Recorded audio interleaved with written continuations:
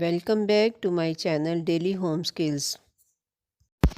السلام علیکم۔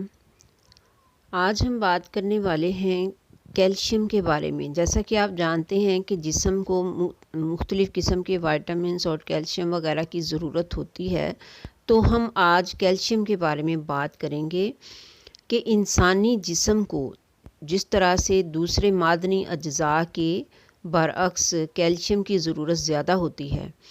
تو ایک بچہ جس وقت پیدا ہوتا ہے تو اس وقت اس کے جسم میں 27.5 گرام کیلشیم ہوتی ہے، جبکہ ایک بالغ فرد جو ہے اس کا جسم 1000 سے 1200 گرام کے قریب کیلشیم کا مالک ہوتا ہے۔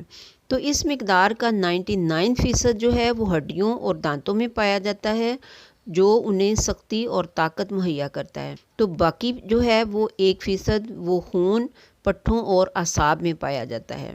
وہ انسانی بدن کے اہم حیاتیاتی افعال کو باقاعدگی دینے کے لیے بنیادی کردار ادا کرتا ہے۔ تو کیلشیم جو ہے یہ ایک سفید لوچدار دھاتی عنصر ہے۔ یہ دوسرے مادوں کے ساتھ چاک، جپسم اور چونے میں پائی جاتی ہے۔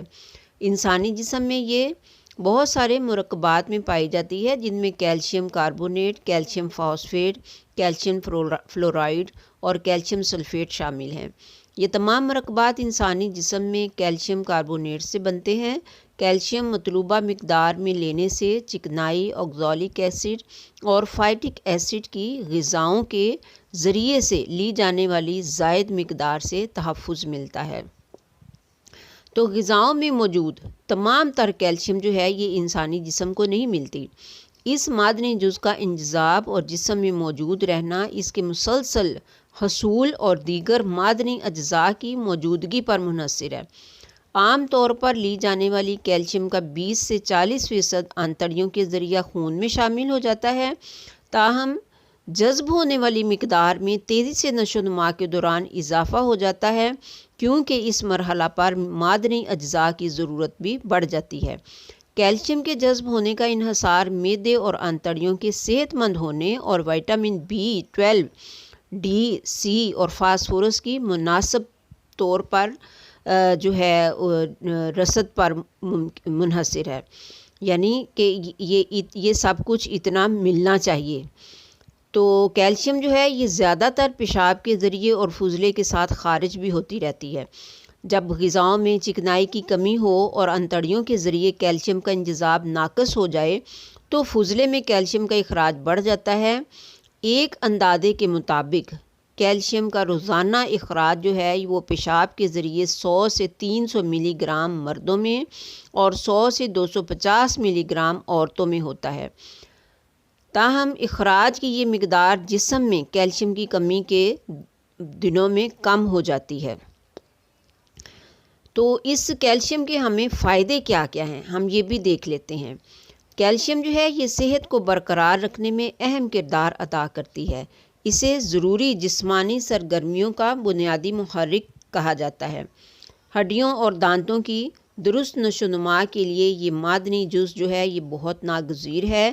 دل کی معمول کی کارکردگی اور بدن کے تمام تر پٹھوں کے لیے بھی یہ بہت ضروری ہے۔ یہ خون کے جمنے کے عمل کی مدد کرتی ہے اور ہاضمہ کے انزائمز کو متحرک اور مؤثر بناتی ہے۔ تو کیلشیم جو ہے یہ پریگنینسی کے دوران جو ہے بچے کی درست نشو و نما اور ماں کی معمول کی صحت کو برقرار رکھنے میں مددگار ہونے کے علاوہ یہ زچگی کے بعد ماں کے دودھ میں اضافے اور بچوں کو دودھ پلانے کے دنوں میں انہیں صحت مند رکھنے میں مدد دیتی ہے۔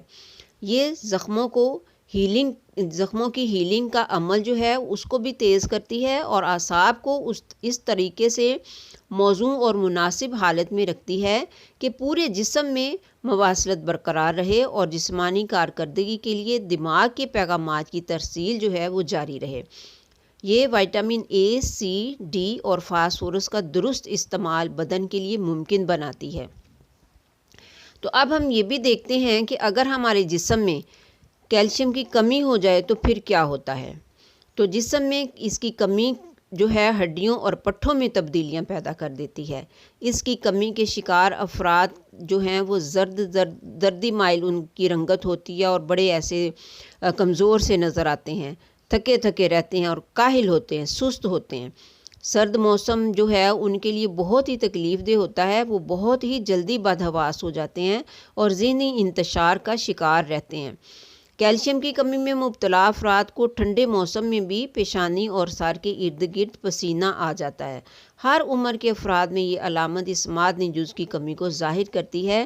دیگر علامات میں ہڈیوں کا نرم پڑ جانا، دانتوں کا انحطاط، دل کی تیز دھڑکن، پٹھے چڑھ جانا، بے خوابی اور چڑچڑاپن نمایاں ترین ہیں۔ پٹھے چڑھ جانا سے مراد ہے جسے ہم عام طور پہ کہتے ہیں کہ کڑل پڑ گئی، تو یہ اس کو کہتے ہیں۔ تو ایسے بچے جو کیلشیم کی کمی کا شکار ماں کے ہاں جنم لیتے ہیں تو ان بچوں میں بھی کیلشیم کی کمی ہوتی ہے۔ ایسے بچوں کو اگر اضافی کیلشیم، پروٹین، معدنی اجزاء اور وٹامن جو ہیں وہ دودھ، تازہ پھلوں اور سبزیوں کی صورت میں نہ ملے تو صورتحال سنگین بھی ہو جاتی ہے۔ تو ان بچوں کی نشو و نما جو ہے وہ رک جاتی ہے اور صحت مند اور مضبوط ہڈیوں کی تشکیل ممکن نہیں رہتی۔ ان کی بھوک کم ہو جاتی ہے اور اگر ان کو زبردستی کچھ کھلایا پلایا جائے تو پھر وہ کیب بھی کر دیتے ہیں اور وہ بد ہضمی اور عام طور پہ لوز موشن کا شکار رہتے ہیں۔ تو ان کے دانت بھی دیر سے اگتے ہیں اور پھر وہ بڑے ہی بدوضع سے ہوتے ہیں۔ تو ایسے بچوں کے سر لمبے اور گردنیں سوکھی ہوئی ہوتی ہیں۔ کیلشیم کی کمی جو ہے یہ جسمانی مدافعت کو کمزور کر دیتی ہے اور پھر ایسے بچے بہت ہی جلد سانس اور انتڑیوں کی انفیکشن میں بھی مبتلا ہو جاتے ہیں۔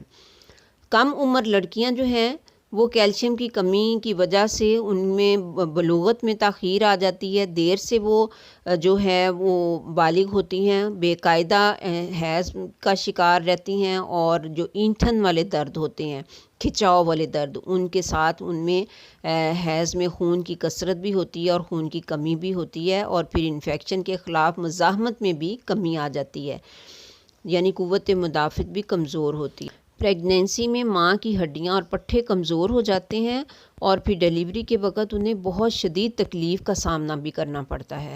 تو ویئرز، کیلشیم کی کمی کے جو نقصانات ہیں وہ ہم نے جان لیے۔ تو نیکسٹ ویڈیو میں ہم انشاءاللہ اس ٹاپک پہ بات کریں گے کیلشیم ہم کیسے حاصل کر سکتے ہیں، کن کن چیزوں کے ذریعے سے ہمیں کیلشیم جو ہے وہ ایک مناسب مقدار میں مل سکتا ہے۔ تو ملتے ہیں پھر نیکسٹ ویڈیو میں انشاءاللہ۔ السلام علیکم۔